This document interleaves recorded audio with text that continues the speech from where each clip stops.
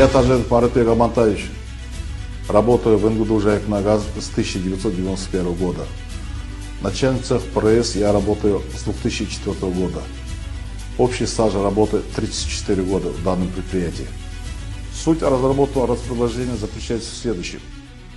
При проведении ремонта скважин с электровентильным насосом было замечено пропуски в резьбовых соединениях. Чтобы сэкономить время по ремонту и сокращение материальных затрат, используем заглушку с пробкой, выдавливаемой агрегатом.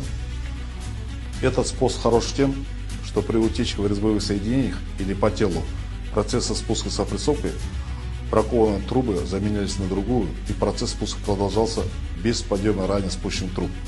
Удобен для глубин свыше 1000 метров, что экономит время ремонта и подключения скважины без лишних затрат.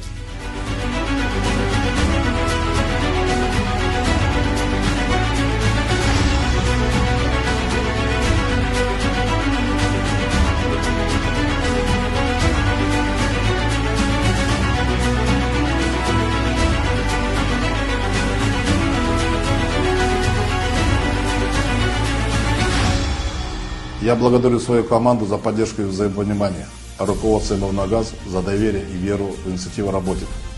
Пусть это достижение станет стимулом для молодых нефтяников, для внедрения новых идей, а наши общие усилия вкладывают в успешное будущее компании и всей нефтегазовой отрасли страны.